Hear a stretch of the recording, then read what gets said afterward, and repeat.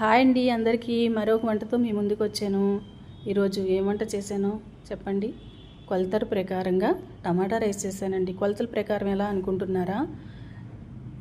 పావు కిలో టమాటాలు అయితే పావు కిలో రైస్ తీసుకోవాలండి. అరకిలో టమాటాలు అయితే అరకిలో రైస్ తీసుకోవాలి. అప్పుడే పర్ఫెక్ట్గా కుదురుతుందండి. నేనైతే ముందు ఆయిల్ పోసానండి. అలాగే కొంచెం నెయ్యి కూడా వేసుకోవాలి. నెయ్యి వేసాను. అలాగే తర్వాత సజీరా వేసాను, పలవాకు వేసాను. ఇవి బాగా వేగిన తర్వాత ఉల్లిపాయ వేసానండి. ఉల్లిపాయ కూడా బాగా మరి వేగిన తర్వాత దాంట్లో కొత్తిమీర, పుదీనా, పచ్చిమిరపకాయలు బాగా వేగనివ్వండి. అలాగే ఒక స్పూన్ పావు కిలోకి ఒక స్పూన్ అయితే సరిపోతుంది అల్లం. అలాగే ఇలా సన్నగా కట్ చేసుకున్నానండి.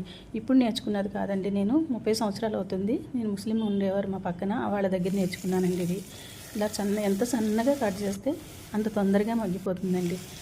తగినంత ఉప్పు, కారం, పసుపు వేసానండి. కొంచెం కారం ఎక్కువే పడుతుంది టమాటా రైస్లోనండి, ఎందుకంటే పులుపు కదండి. పులుపుకి కొంచెం కారం ఎక్కువ వేసుకుంటేనే రుచిగా ఉంటుంది. చూడండి, బాగా ఇలా మగ్గిపోవాలండి. మగ్గిపోయిన తర్వాత 1కి 2 మనం రైస్కి ఎలా వేసుకుంటాం వాటర్, అలాగే 1కి 2 వాటర్ వేసి కొంచెం నేను అయితే ఎప్పుడు కూడా నేను పలావ్ బీజ్ చేయనండి. మేము రా రైస్ తింటాము. రా రైసే నేను పలావ్ చేసుకుంటాము. ఇలాగ టమాటా రైస్ ఏదైనా చేసుకుంటాం అన్నమాట.